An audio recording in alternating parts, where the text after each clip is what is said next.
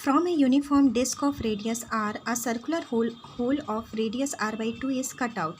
The center of the hole is at r by 2 from the center of the original disk. Locate the center of gravity of the resulting flat body. हमारे पास क्या था, एक uniform disc थी जिसकी radius कितनी थी, are थी. अब हमने क्या किया, center of the hole is at R by 2 from the center of the original disc. यहाँ से हमने कट कर दिया आर बाई 2 रेडियस का एक जो डिस्क थी उसमें से आर बाई 2 रेडियस की एक हमने डिस्क निकाल के बाहर कर दी, और वो उसके सेंटर कितनी डिस्टेंस पर था, ओरिजिन से आर बाई 2 डिस्टेंस पर था. तो ये पूछ रहा है कि वो जो नया सिस्टम बना है इसको हटाने के बाद, रिमूव करने के बाद, तो पूछ रहा है कि इसका सेंटर ऑफ मास कहाँ होगा. तो देखो, जब ये पूरी डिस्क थी तब निश्चित रूप से इसका जो सेंटर ऑफ मास होगा वो बिल्कुल मिडिल में रहा होगा, सेंटर में रहा होगा. लेकिन जब इसका इतना पार्ट हटा दिया तो यहाँ का मास, इस साइड का मास थोड़ा सा कम हो गया, तो हमारा सेंटर ऑफ मास जो होगा वो नेगेटिव साइड में शिफ्ट हो जाएगा.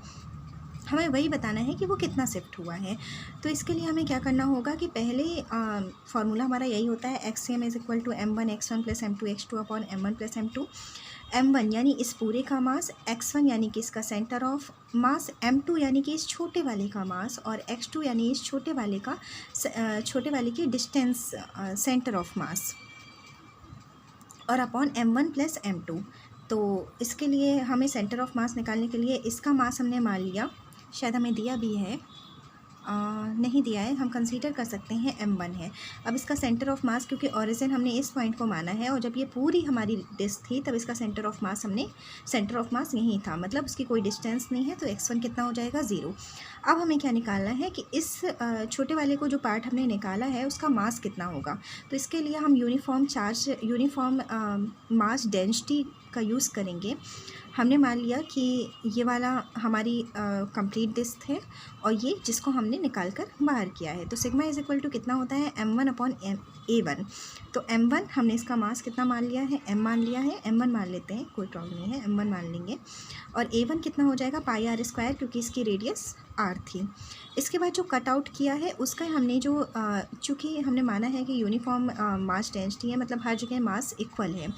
तो अगर पहले वाले का मास जो बड़ा वाला था, इसका मास अगर सिग्मा था, इसमें यूनिफॉर्म मास डेंसिटी अगर सिग्मा थी, तो इसकी हमने जो, क्योंकि निकाल के हमने बाहर किया है, तो इसकी हमने माइनस सिग्मा मान ली. और मान लिया इसका मास m2 है जिसकी वैल्यू हमें निकालनी है, और a2 कितना हो जाएगा, इसकी देखिए रेडियस कितनी है, r बाई 2.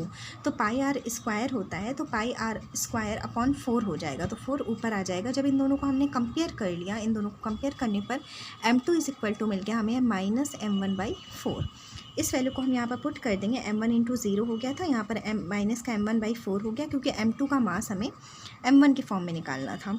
और x2 बराबर कितना हो जाएगा, देखो ओरिजिन हमने यहाँ से माना है ना, और इस वाले का सेंटर ऑफ मास कितना होगा, इसके सेंटर में होगा, तो यहाँ से यहाँ की डिस्टेंस कितनी है, r बाई 2 है. फिर m1 प्लस m2, तो m1 को हमने m1 ही माना है, और m2 का m1 के फॉर्म में कितना आ गया, माइनस m1 बाई 4. इसको हमने सॉल्व कर लिया तो हमें मिल गया माइनस r बाई 6.